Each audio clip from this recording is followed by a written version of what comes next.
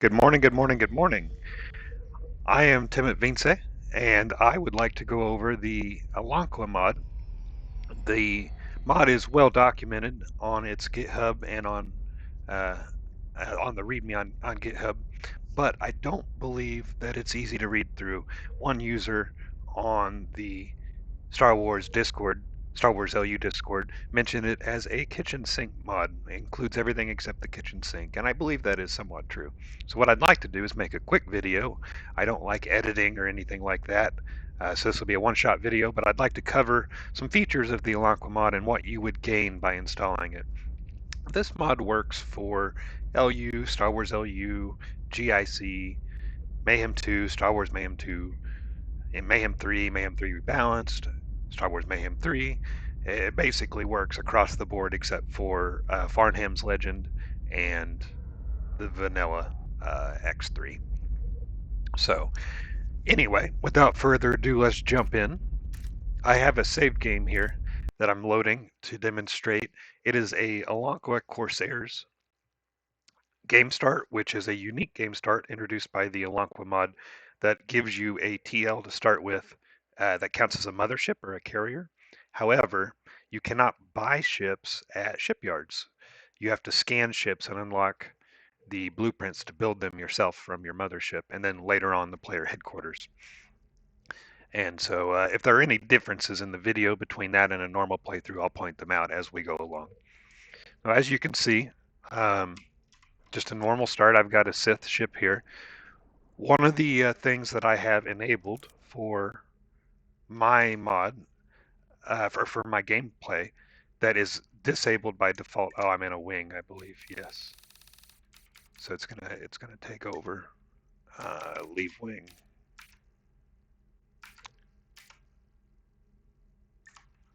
And I want all these other ships to leave the wing as well.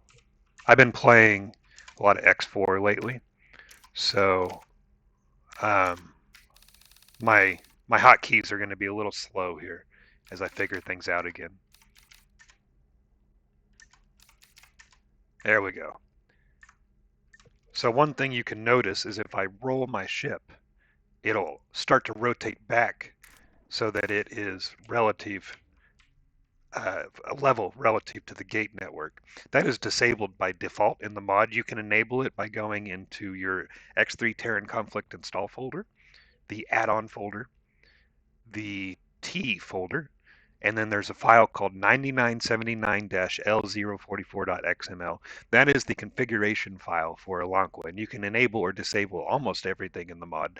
I built the mod around the idea of flags, so that you can flag features on or off if you do or don't like them, rather than somebody having to play the mod and say, oh, I have to play everything in the mod, but I don't like this feature. You can just disable that feature and continue using the mod and the other features. So this will not happen by default for your player ship. It will always happen unless you disable it for other ships in the universe. So if we go ahead and open up, let's look at a military escort. So this ship should be level with respect to the gate network. It's slightly off, but not bad. It's not a very aggressive correction, so sometimes ships won't line up completely, but they're going to be a lot better. If you do it too aggressive, they can't turn correctly. So here you can see it actually correcting itself as it turns. And let's see if we can find, well, I could do it with my own ships, actually. So orders, follow me. That's me. Follow me. So now my ships should start to follow me if we give them a command here. And this will demonstrate. See how that ship is the exact same level as I am? It's not rotated or skewed at all. And that's the auto rotate feature that tries to keep, and this ship as well, it tries to keep them all pretty and aligned like in the movies. In the movies, you don't have ships upside down flying around. It'd be kind of silly. But in X3, that's the way ships work unless you have this mod installed. Another thing, you see how I'm moving really slow, but my ships aren't flying around everywhere? That's another feature called Escort. behavior. Let's see if I can find the official name for it. It's called improved piloting is the auto rotate. Overachiever is when you apply it to your pilot ship. And this is called standardized fleet operations. So see how my ships are just following and they're not flying around like crazy. In the vanilla version, they'll be going like little ping pong balls off the walls. You know, they go everywhere. But that is not the case here. They just follow a nice speed. So see how pretty that looks. I really do appreciate this part of the mod, and it's really why I made the mod in the first place, is because I wanted my ships to look good like they do in X4. They should all be level and follow appropriately. So that's the main thing with the mod that it brings, in my opinion, the biggest.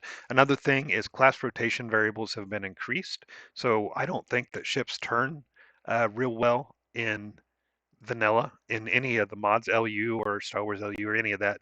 They're too slow. And so what I find is big ships tend to, I just I groan trying to watch a big ship get across the sector unless I'm out of sector. So it's like you shouldn't have to leave sector to watch your ships fly from one gate to another. You should be able to do it in sector. So let's see if I can get to, where did I put my acclimator hauler?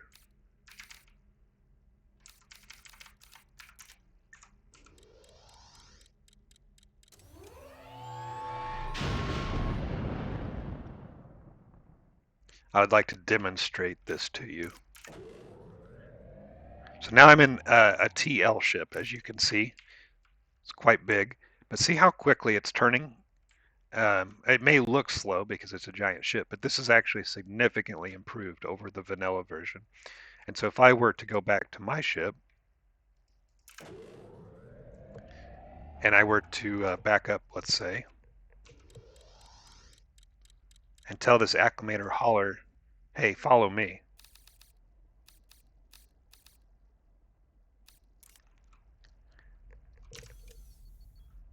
It's going to be able to see how quickly it's turning. That just does not happen in the vanilla. It makes it so that your capital ships really are more agile in a way, so that they work better with the AI commands. But it also works for so M1, M2, so carriers, battleships, TLs, your transport larges, are all 200% faster at turning. M7s, which would be what, your frigates, I believe, they're 50% faster. M6s, your corvettes get a 25% increase. It's extremely noticeable here on this ship because this ship tends to be more of a fighter with its turn rates already. It's one of the fastest turning ships in the game, our corvettes.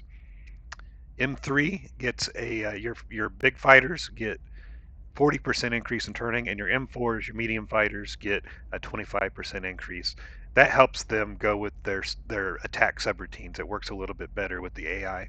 And then your transport military, your transport personal, and your transport just your transport ships all get a 10% boost just to kind of boost them up a little bit. There are some ships that don't, like M8 doesn't get any changes. I mean, I could change them, but I felt like they were fine the way they are. So there's just a big difference on how all this works in terms of turning. I call those rotational thrusters if you're going to change anything about it. Ship computer upgrades. This is probably one of the first things you'll want to do when you install my mod. You're going to go to Controls, Interface, and jump down to the bottom. And I've got everything I've added is in colors here. So Blueprint Data Scanner is a feature that works with Mothership, the mod, SEPA's Mothership mod. I've added this so that you can scan ships and get blueprints for them. And by default, it is on 3 scans. So the first scan, you scan something, you can now build a ship in the Mothership. The second scan, it's a little cheaper to do so, and by the third scan, it's the normal price, and by the third scan, it enables you to build it in the player headquarters too. You don't actually have to deconstruct your ships anymore to get the blueprints for them.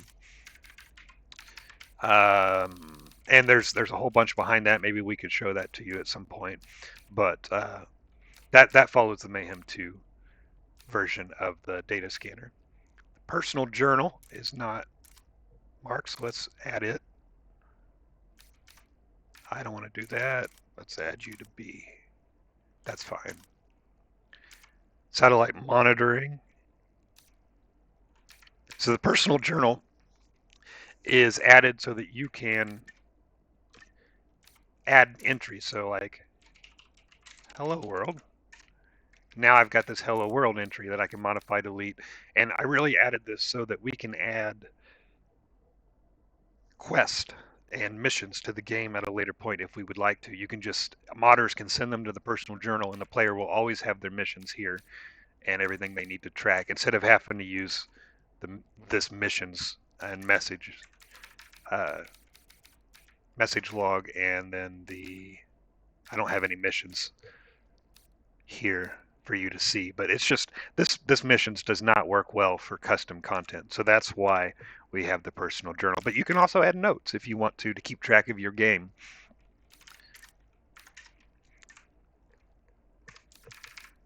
What's next? Satellite monitoring plus. So what this does is it allows you to use satellite monitoring, which you don't need to install with Alaankwa. It comes with it.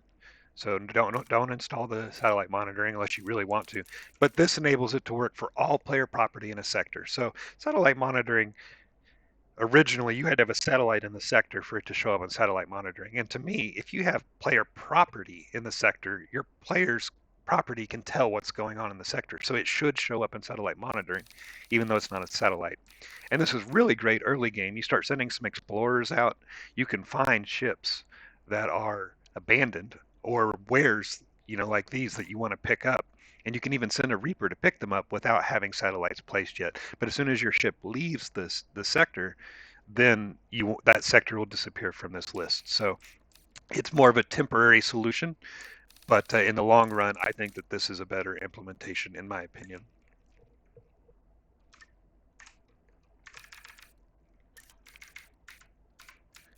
Ship Compendium Plus.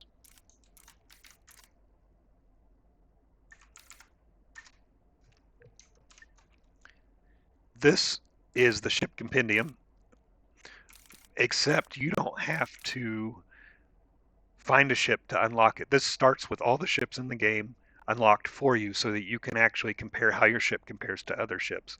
I thought it was kind of silly that you have to discover a ship to know whether it was a good or bad ship. And in this case, you can know.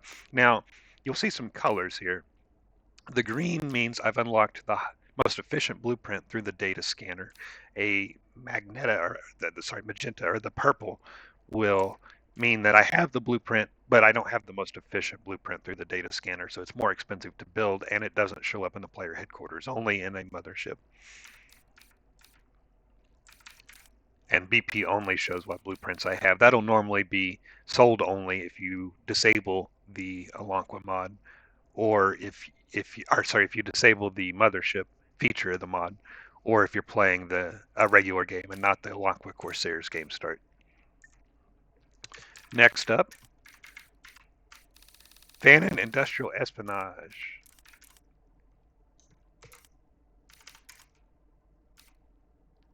And let's go ahead and add these two while I'm here.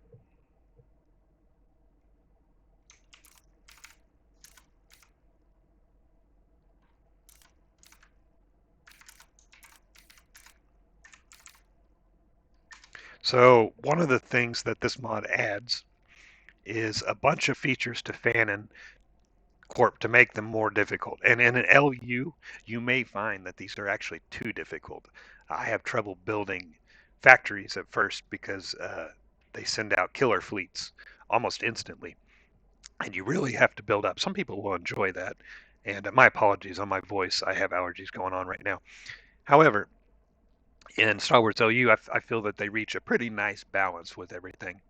So Star Wars LU has more expensive ships, and it changes Fanon's behavior quite a bit. So in the regular version of Litcube's universe, you may want to go into the settings in the 9979-L044.xml file under, like I said, add on the T folder. You may want to change some of these options to make it a little easier for you. I call it under new management, and some things that we enabled this to do. We have corporate bailouts, which keeps Fan and Corps afloat if their balance sheet goes negative, so they can't go in the negative. We have backroom deals, where management cuts backroom deals to lower manufacturing cost, which is really, really helpful for Star Wars LU. I would disable that for LU if you want an easier game. CD investors, management isn't afraid to finance cash from less reputable sources. Um, I would also probably disable that for LU if you want an easier game. And then there's also well-connected leadership, where the well-connected leadership that Fanon hires commands a premium in salaries, which brings in some more money. You can disable that as well. I would keep corporate bailouts regardless of what you're playing, just because I don't see a reason for them to go negative that can actually hinder their performance, and that's not generally what the player wants. Although I understand what Litcube was doing there by allowing them to go negative, because that's more in line with the idea of a self-serving corporation that rivals the player in a way. Um, the all of space and all of time hotkeys. All of space, so if you look, I have basically everything discovered. You can see here in Tiger Theta, I'm missing some sectors. So if I do the all of space command, it's a cheat. Oh, sorry. I'll come back to that. Now that I've done I've hit the hotkey, although you didn't see a pop up, but now you can see it added satellites. It's going to go away here real quick to all the sectors in the universe. And that unlocks the universe for you. I don't particularly enjoy exploring myself at the beginning of the early game, although I don't really want to cheat, so I didn't enable it for this game. I bought explorers and sent them out. But that is one way to unlock the universe if you want to cheat. Another cheat I enabled is saving. So if I hit the all of time, which I'm not going to do because I don't want to save this game, but all of time, it will actually save. It's the same thing as the save button down here, but it doesn't make this annoying noise when you hit the 10th slot. So normally in the save, you get to 10 saves, and then it'll let you know, hey, I'm wrapping around to overwrite some of your old saves. Well, there are 10 saves. If you're saving that often, you should be aware that you're going to overwrite some saves. So, and the noise is real obnoxious. So I just disabled it and added it as a feature for the saving. It does not require salvage insurance, is why I consider it a cheat. You can just save at any point. Salvage insurance doesn't make a lot of sense to me, especially as a modder. If I want someone to send me a save game file because they found a bug and I want to debug that and fix it, they shouldn't have to have salvage insurance or leave the situation in which something's bugged and go to a station to save. They should be able to send me the save file immediately. And that's why I added that cheat, is so that you can just save immediately at any point, because it makes more sense from a bug fixing perspective. All right, so now going back to Fanon real quick, out of order, I added this Fanon Corporation Spy. It's a hotkey that I set, and you can actually add money to Fanon. No, you can't. That's just left over from what Litcube made. But it shows you a lot of features about Fanon, which I kind of find neat, especially for debugging. So right now, Fanon has $35 million in the bank, a little bit more actually. It's looking to purchase an M7. It's in Sanctuary of Darkness. It has 9 TSs. You can kind of see what all's going on and how many ships and tasks and stuff it has going on. So that's helpful for me for debugging, but it's kind of neat to look at and keep a track on Fanon, if you will. Those are most of the hotkeys. So let's see what else we've got here. Going through the list.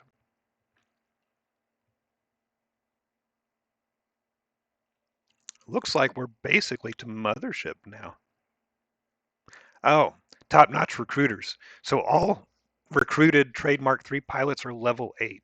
I did not like that you had to find sectors that are good for training the universal trader station traders so that they could become universal traders. It caused me to not use universal traders and to rely on Fanon to spread goods throughout the universe and keep factories stocked. This is definitely something you can disable if you want, if you find it too cheaty. But what this allows me to do is once I buy the Mark III software, I can immediately start a trader as a UT trader.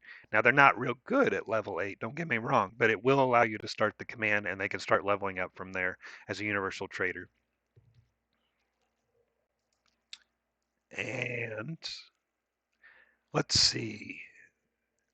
SEPA's Mothership is a huge mod that SEPA graciously allowed me to include in Alaankwa, and I've made a ton of changes to it and modularized it so that it works across the board in LU as well. So in this case, let's go back to my hauler.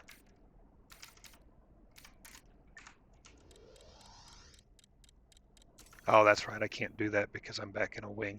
Wings are really helpful because you can jump in, like I could jump to this ship here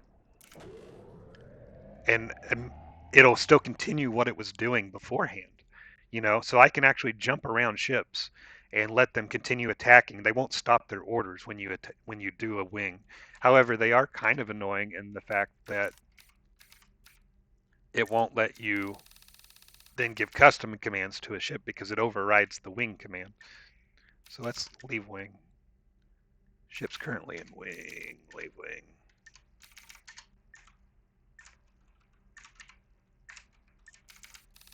And again, I'm a little out of practice here because I've been playing X4.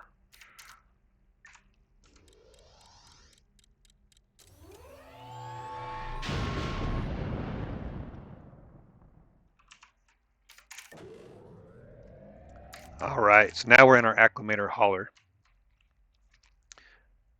What I can do is bring up the special menu because any ship that has carrier command software installed on it can become a mothership. And what that allows us to do is go into the special command menu, and we have two things here: manage wares and manage mothership. I've also added a self-destruct feature to ships.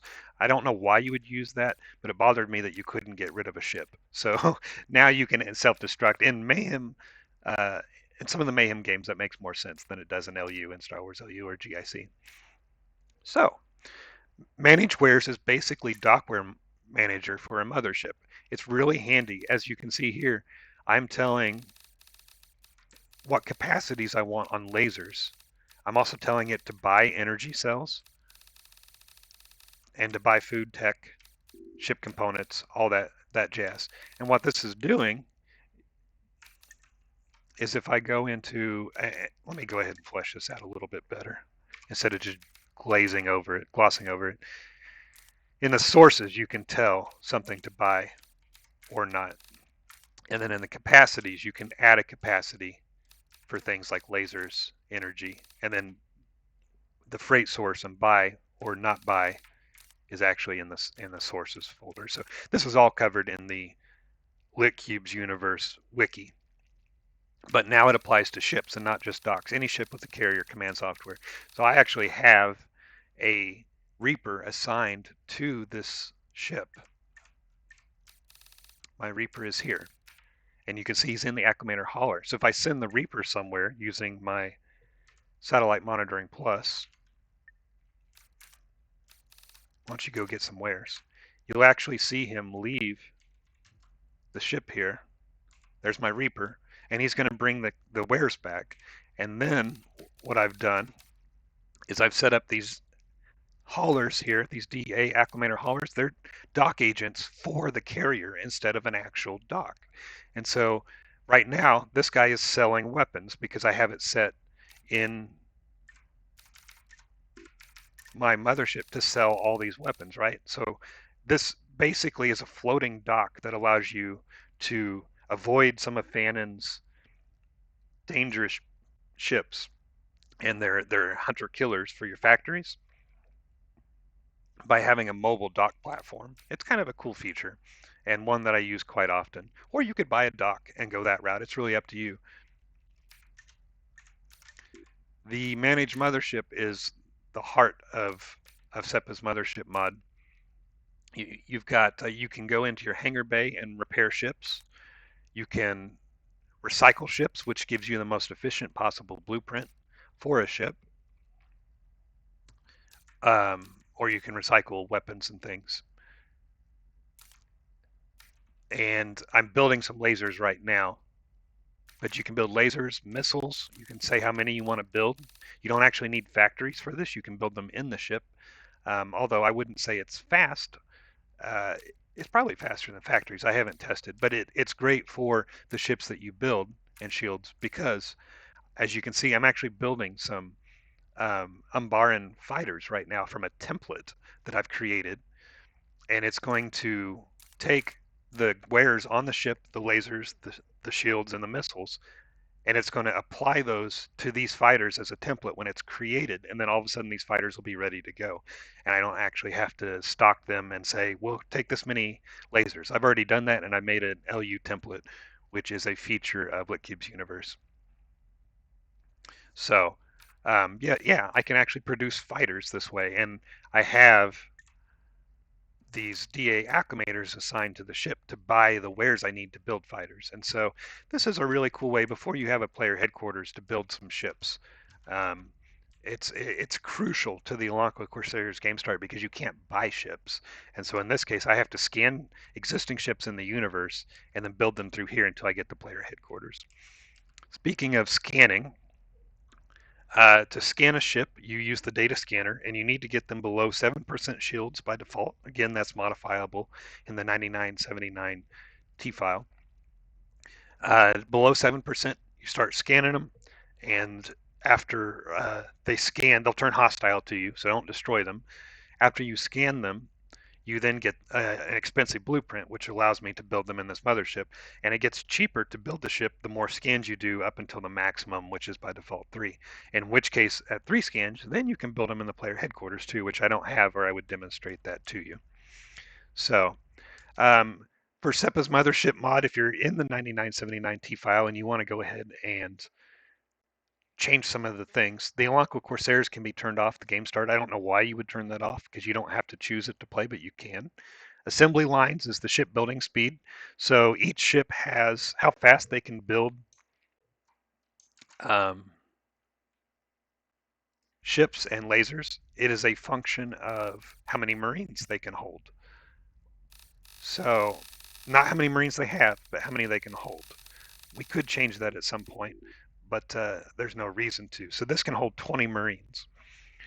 And so what the assembly lines does is it multiplies those 20 Marines by, I believe, the default. I don't remember what the default is, but it's something that I found was well balanced.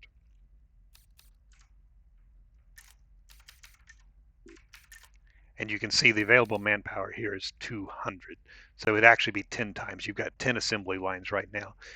If it were one assembly line, this would be available manpower 20, and your ships would build horribly slow. So I recommend just keeping it at default. But if you want your ships to build a little faster, a little slower, modify that assembly line. You've got your research and development budget, which is the number of scans required to get the most efficient blueprint. And shield expertise, the maximum shield percentage of the target. So you could change that to 100%. You could scan any ship without attacking it, but that's kind of unbalanced, right? So attacking them down to 7% and then scanning them is a more balanced way of doing that. I believe that's everything in the mod for most of these. There are, let's see, there's some additional things. So it works with Litcube's export import. So one thing to note is make sure all of your motherships here have no, they're not building anything. Don't be building any lasers or shields or ships, because when you export and import, you'll lose all that. So go ahead and cancel anything you're building for an export import. And same for Marines, obviously. If you have Marines on a station, get those back on a ship, get them out of training before you export import. Those are the two caveats there. You've got a new game font, which you can probably see. My game font looks a little different. It takes a little more space. You can disable that by deleting the F folder in your X3 Terran Conflict folder. And there are some debugging scripts for development, which I won't cover here, but if you make mods, you can actually call my debugging scripts, and it will output messages to your player journal or to your message log while you're playing the game. I find it really helpful to see what's going on in the game. This mod also works for M3 or Star Wars M3. It does not work for Star Wars M2. I believe I said that earlier. It does not work for Star Wars M2. Do not install it for Star Wars M2. Most of the features are already included for M2 anyway. But for Star Wars M3 or just M3, you have a few features that I'm just going to cover briefly. Navigation Computer Mark II allows workers to use jump beacons or hyperlanes during their job search, but it has a significant impact on performance of your workers. So in Mayhem, if you have this disabled or enabled, which it is by default, do not use more than say 10 or 20 jump beacons, or your workers will just slow down to a crawl. In Star Wars Mayhem, which is really what this was designed for, you're not really going to get more than 10 or 20 jump beacons if you're building them only within hyperlanes, because hyperlanes aren't that common in the game. Outposts show themselves as a candidate for export or import jobs. So if you're wanting to make like a generic template that includes the outpost where you're creating the template, you can actually just include that now. I know that doesn't make a lot of sense, but if you play Mayhem 3, it does. You can select the outpost that you're currently making the template for as a candidate in the template itself. There were some supply drone bugs. I fixed those. That works in both Mayhem 3 and Star Wars Mayhem 3. The output client threshold was not saved when you made a jobs preset. I fixed that bug. If you use the personal teleportation device to jump around ships, it would actually clear out your home base. So if you had a home base assigned, you jumped in the ship, the home base would no longer be assigned. I fixed that bug. I added some economy flowcharts. They are found in the install folder for Mayhem 3 and Star Wars Mayhem 3, so you can see what is required by the economy. And I also include the sources for those so you could edit them if you wanted to.